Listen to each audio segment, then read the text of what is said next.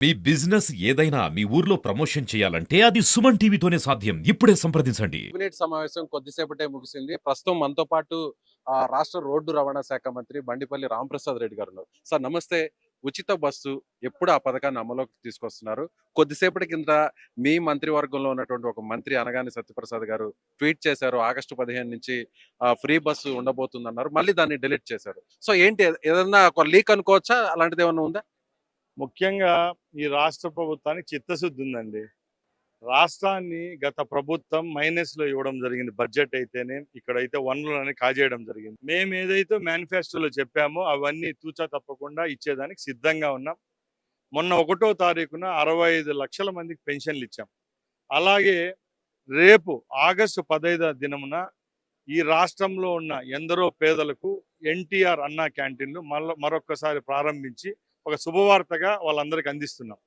ఏదైతే చెప్పామో చేసి చూపించేదానికి మా ముఖ్యమంత్రి గారు, మా కేబినెట్ సిద్ధంగా ఉంది.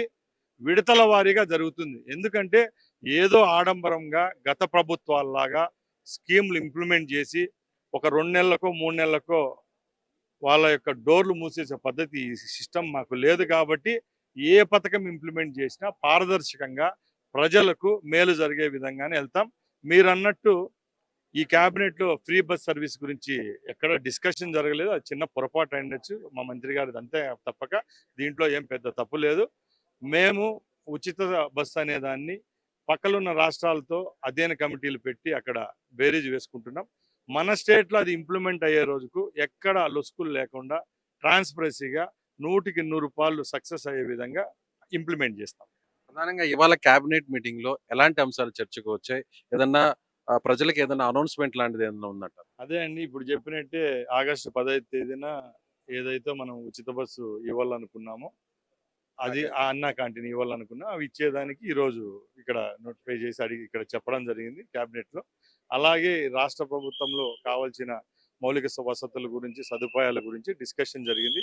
అదంతా మా బ్రాడ్కాస్టింగ్ మినిస్టర్ ఉంటారు కాబట్టి ఆయన మీకు క్షుణ్ణంగా చెప్తారు. ఫైనల్ గా ఎప్పటి లోపల ఈ పథకం అమల్లోకి వచ్చే అవకాశం ఉంది? అంటే ఇంత టైం బాండ్ లాంటిది ఏమైనా పెట్టుకున్నారా? మీకున్నటువంటి అవగాహన అలాగే మీ శాఖ కాబట్టి ఎన్ని నెలల వరకు వెయిట్ చేసే అవకాశం ఉంది? దీనికి మా సమాధానం ఒకటే, మా ప్రభుత్వం సుస్థిరంగా 5 సంవత్సరాలు ఉంటుంది.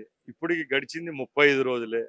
1 నెల పట్టొచ్చు, 2 నెలలు పెట్టొచ్చు. తప్పకుండా పారదర్శకంగా మీ ముందుకు తీసుకొని వస్తాం. Right sir. Thank you. So ఇది మంత్రి రాంప్రసాద్ రెడ్డి గారు చెప్పినట్టుగా ఇప్పటికిప్పుడైతే మాత్రం ప్రస్తుతానికి ఆగస్టు 15 నుంచి అయితే మాత్రం ఈ ఫ్రీ బస్ అనేది మాత్రం లేదు. అయితే ఇవాళ జరిగినటువంటి కేబినెట్ మీటింగ్ లో మాత్రం ముఖ్యంగా అన్నా క్యాంటీన్‌కి సంబంధించి ఎలా దీన్ని ముందుకు తీసుకెళ్ళాలి, ఆగస్టు 15 నుంచి దీన్ని ప్రారంభిస్తున్నాం కాబట్టి సో దాని మీద ఎక్కువ కాన్సన్ట్రేట్ చేశాం. అయితే త్వరలోనే మహిళల ఉచిత బస్సు ప్రయాణానికి సంబంధించినటువంటి అనౌన్స్‌మెంట్ కూడా వస్తుంది.